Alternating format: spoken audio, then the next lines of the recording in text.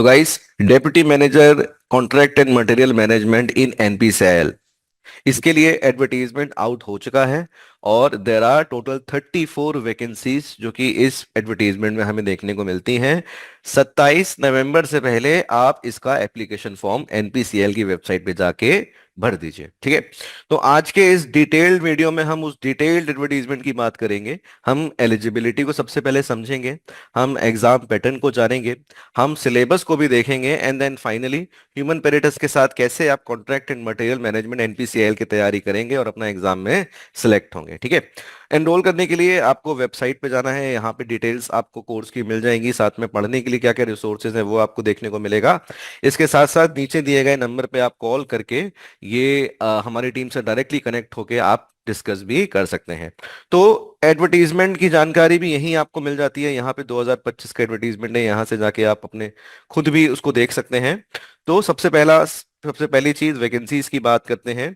तो vacancies contract and material management की दो बैकलॉग वैकेंसीज हैं और यहाँ पे 32 फ्रेश वैकेंसीज हैं, तो टोटल 34 वैकेंसीज इस पोस्ट के अगेंस्ट आपको मिल जाएगी, ठीक है। दूसरी चीज है इसकी एलिजिबिलिटी क्राइटेरिया, ठीक है। तो एलिजिबिलिटी क्राइटेरिया को जब हम 2023 के हिसाब से देखते हैं तो अब यहाँ पे वेरिएशंस देखने को मिलते हैं और फिक्स्ड स्पेशलाइजेशन आपको चाहिए तभी आप इस एग्जाम के लिए बैठ सकते हैं, ठीक है। तो यहाँ पे तीसरे नंबर पे कॉन्ट्रैक्ट एंड मटेरियल मैनेजमेंट की एलिजिबिलिटी दी गई है, इसको हम एक बार दूसरे तरीके से समझ लेते हैं, ठीक है। तो सबसे पहले आपको क्या चाहिए, आपको आप इंजीनियरिंग बैकग्राउंड के आप होने चाहिए, ठीक है। आपका कोई भी ग्रेजुएशन नहीं चलेगा, इंजीनियरिंग बैकग्राउंड का आपको क्या चाहिए, ग्रेजुएशन चाहिए, ठीक है। इंजीनियरिंग बैकग्राउंड को ग्रेजुएशन चाहिए, साथ में क्या क्या और चीजें हैं। अच्छा, इसमें भी एक और चीज के इसमें कितने भी परसेंटेज आपके आए हो, कोई भी ऐसी रिक्वायरमेंट नहीं है, ऑल इट रिक्वायर्स कि आप बस पास हो जाएं, ठीक है। आप बस पास हो जाएं। उसके बाद अब आते हैं मास्टर्स में आपको क्या चाहिए। तो मास्टर्स में कोई इक्विवेलेंट डिग्री का नाम नहीं लिया है, स्पेसिफिक डिग्रीज बताई हैं, ये डिग्रीज आपकी होनी चाहिए, ठीक है। तो वो क्या क्या है, वो है आपका फुल टाइम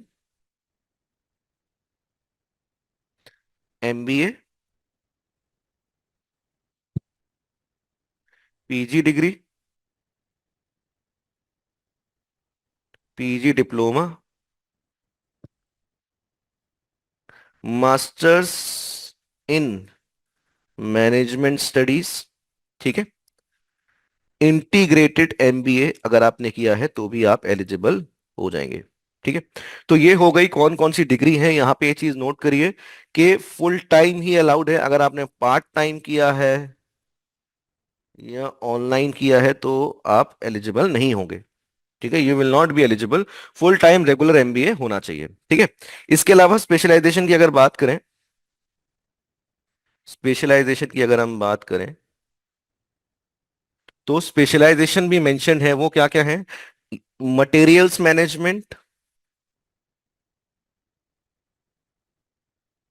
ठीक है, या आपने ऑपरेशन मैनेजमेंट किया है, या आपने सप्लाई चेन मैनेजमेंट में स्पेशलाइजेशन लिया है, या आपने लॉजिस्टिक्स मैनेजमेंट में स्पेशलाइजेशन लिया है, ठीक है, या आपने इन्वेंट्री कंट्रोल में स्पेशलाइजेशन लिया है,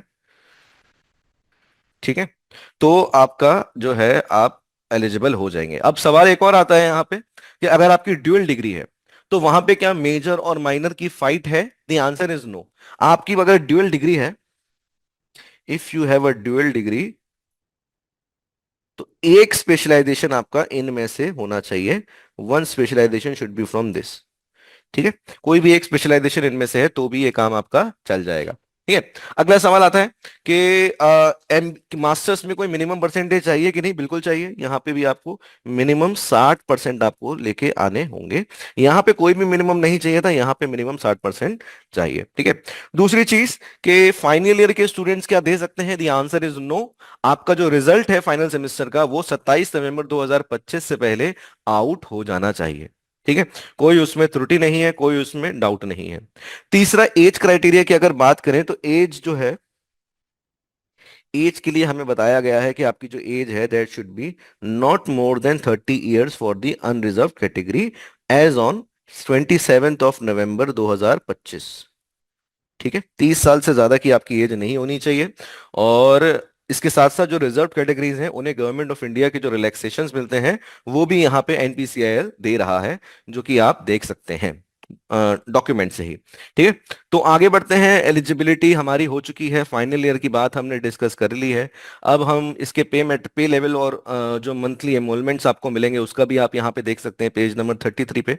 ठीक है, अगली चीज की तरफ बढ़ते हैं, that is our exam pattern. कि एग्जाम पैटर्न कैसे होने वाला है, तो उसके बारे में हमें दो चीजें पता चलती हैं। एक तो ये कि रिटन एग्जाम होगा इसका, ऐसा नहीं होगा कि यूजीसी नेट या फिर कोई और एग्जाम से ले रहे हैं।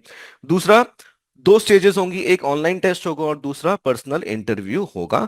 दोनों का वेटेज 50-50% होने वाला है। ठीक है, अब हम बात करते हैं एग्जाम पैटर्न की।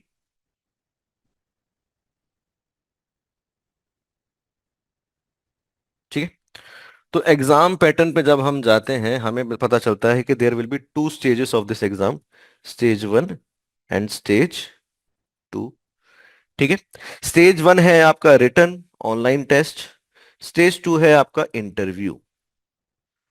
ठीक है, दोनों का वेटेज 50-50%, जैसा कि मैंने आपको बताया, 50% वेटेज, 50% वेटेज। ठीक है, रिटन एग्जाम में दो दो सेक्शंस होंगे, section one and section two.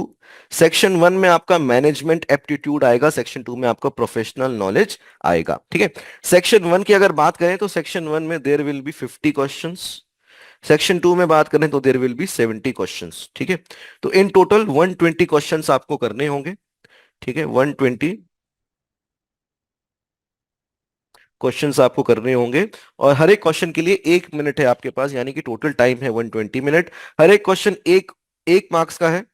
ठीक है, तो आपका 120 मार्क्स का पूरा पेपर हो जाएगा, और there will be negative marking which is -1/4। ठीक है, तो ये हमें पता चलता है। अच्छा, क्वालिफाइंग मार्क्स, ये रिटर्न भी क्वालिफाइंग होगा, आपको क्वालिफाइंग कट ऑफ मार्क्स लाने होंगे if you want to be considered. वो क्वालिफाइंग मार्क्स कितने हैं? वो क्वालिफाइंग मार्क्स हैं आपके 40% फॉर द अनरिजर्व कैटेगरी। ठीक है, 40% फॉर द अनरिजर्व कैटेगरी। उसके बाद आप स्टेज टू में जाएंगे जहां पे इंटरव्यू की बात करेंगे, और इंटरव्यू में भी 100 मार्क्स का इंटरव्यू है, जिसमें कट ऑफ आपको क्वालिफाइंग मार्क्स कितना है, इंटरव्यू में भी एक क्वालिफाइंग मार्क्स होगा, दैट इज 60%। ठीक है, इतना आपको लाना होगा तभी आप, if you want to be considered. ठीक है, तो ये हमारे सामने एग्जाम पैटर्न है, बिल्कुल क्लियर है। और अगर हम बात करें इसके बाद आपकी जो सिलेबस का, सेक्शन वन का जो सिलेबस है वो आपके सामने है, जहां पे aptitude, reasoning, ethics in public service, RTI act, English language, data interpretation and general awareness है। Section two which is professional discipline, syllabus mentioned है, हम जाके सिलेबस भी देख सकते हैं। ठीक है, अब हम आगे बढ़ जाते हैं और सीधे ही मेरे हिसाब से अब हम सिलेबस की तरफ जा सकते हैं। We have noted everything. ठीक है, और ठीक है, तो हम सिलेबस की तरफ बढ़ जाते हैं। ठीक है, हाँ, तो यहाँ पे सिलेबस जो है, सिलेबस भी आप नोट डाउन कर सकते हैं, जो सीएनएमएम का है। There are different topics which are related to the management, और कुछ मटेरियल मैनेजमेंट के टॉपिक्स भी आपको यहाँ पे देखने को मिल जाएंगे। ठीक है, तो ये इसका सिलेबस है। अब आते हैं इसकी तैयारी पे। तो तैयारी के लिए आपको बिल्कुल चिंता नहीं करनी है। Human Parit is going to provide complete course for NPCIL deputy manager contract and material management. ठीक है, कोर्स की डिटेल्स यहाँ पे लीजिए, and once you are enrolled with us, हम आपको दो चीजें करते हैं। हम आपको सबसे पहले प्रिंटेड बुक्स भेजते हैं जो कि कंसाइज होती हैं आपकी पढ़ाई के लिए। उसके बाद हम आपको लर्निंग मैनेजमेंट सिस्टम में एनरोल करते हैं, जो इस तरीके से आपको दिखता है। ठीक है, तो इसमें अलग अलग डब्बे आपको दिख रहे हैं जो एक्चुअली में आपके सब्जेक्ट्स हैं जो आपको पढ़ने हैं। ठीक है, तो जैसे कि मैं किसी भी एक पर्टिकुलर सब्जेक्ट में चला जाता हूं, मैं मटेरियल मैनेजमेंट में चला जाता हूं, तो यहाँ पे आपको चीजें देखने को मिलेंगी कि कौन सी चीज से आपको क्या पढ़ना है। ठीक है, तो क्लास भी होती है, किताब भी होती है, क्वेश्चंस भी होते हैं। सबसे इंपॉर्टेंट आपकी जो चीज है वो है आपके क्वेश्चंस।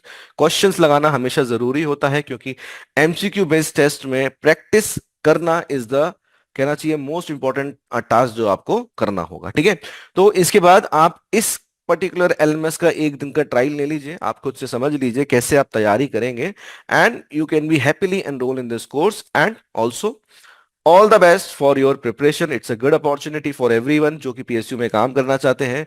हमसे कोई भी आपको सहायता चाहिए, कोई भी चीज डिस्कस करनी है, फैकल्टी से कनेक्ट होना है, नीचे दिए नंबर पे कॉल करिए और सीधे अपना कॉल अरेंज करिए। ठीक है, ऑल द बेस्ट।